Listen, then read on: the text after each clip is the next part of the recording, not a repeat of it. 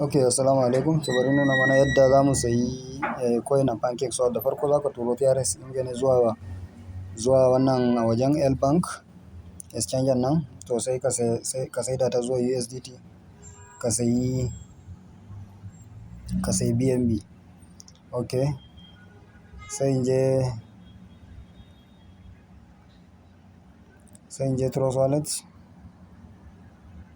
da ko receiving address dina na BSC ka gan shi nan, Binance Smart Chain.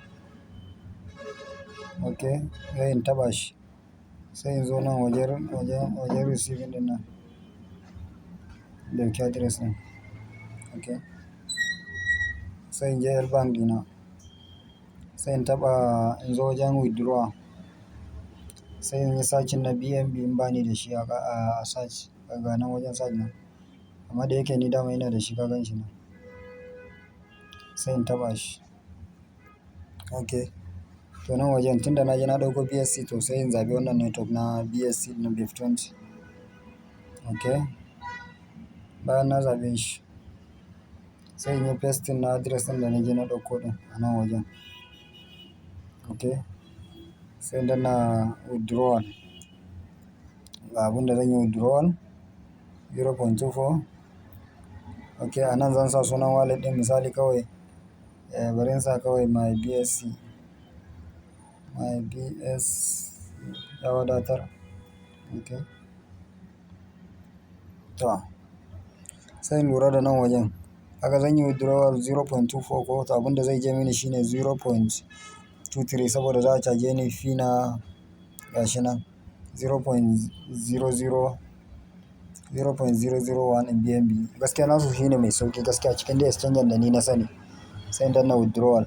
Ok, gashi nan an nuno min ga address ɗin da zan withdraw ɗinta, ga network ɗin da na zaɓa BEF20, ga remark da nasa my BSC, ga fee ɗin da za a caje ni. Idan na yadda sai in danna confirm, sai in danna turo min code, sai in je email ɗina in ɗauko shi. Ok,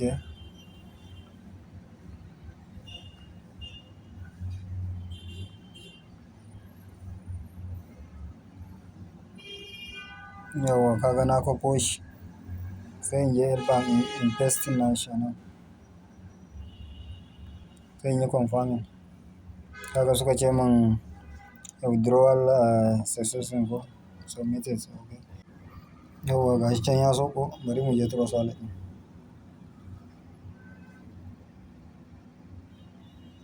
Yawwa kun gan shi nan ko ya sauka 0.3 BNB. Ok fine, so yanzu abin da ya rage shi ne wani coin nake so na saya, sai in je in nemo smart contract na coin ɗin.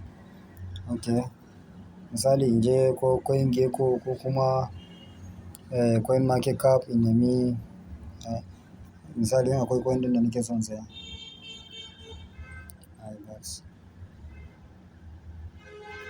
Ok, bari mu gwada kan battle infinity nan. Yawwa ka gan shi nan, sai kai scrolling down, sai ka zo nan, kaga nan wajen smart contract ɗin nan, kaga BEF20 yake. Ok, sai ka yi haka, sai ka kwafe shi. Bayan ka kwafe shi, sai ka zo browser ka, sai ka shiga. Idan ka shiga sai ka yi typing na KuCoin, gashi nan KuCoin. Ok, sai ka yi connect, ka taɓa kan. Ok, yawwa idan ya kawo ka nan wajen, sai ka danna connect, zai kai ka wallet ɗinka.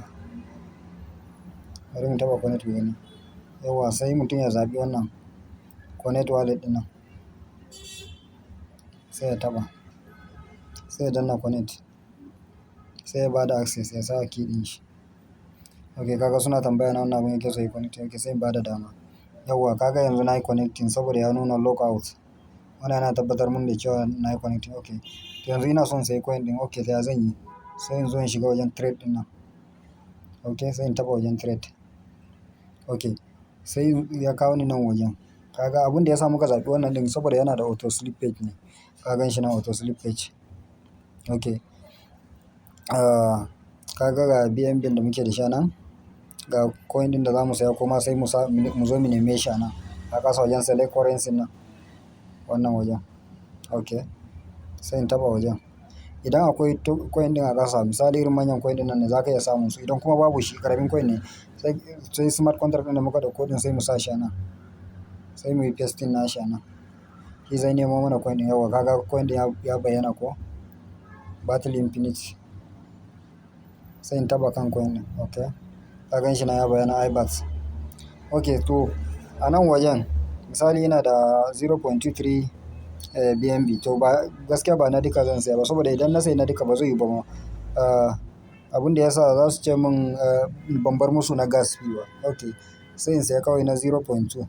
Bari mu gwada saya na 0.2 BNB. Ok, 0.2.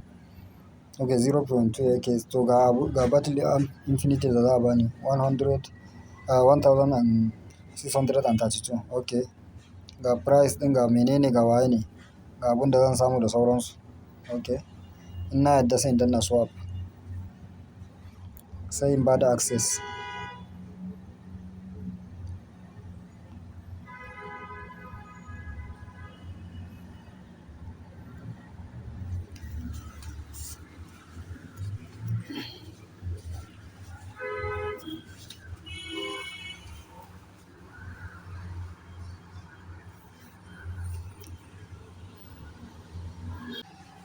Yauwa kaga ga abun da sai in lura da nan wajen, ga kudina, ga abun da za su caje ni da sauransu. Sai in danna approve, sai in sake sa key. Ok,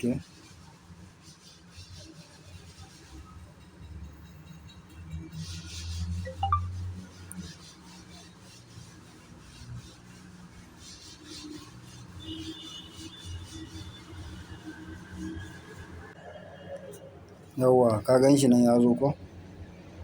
Kaga ina da 1632 iBAT. Na sayi wannan token din kenan.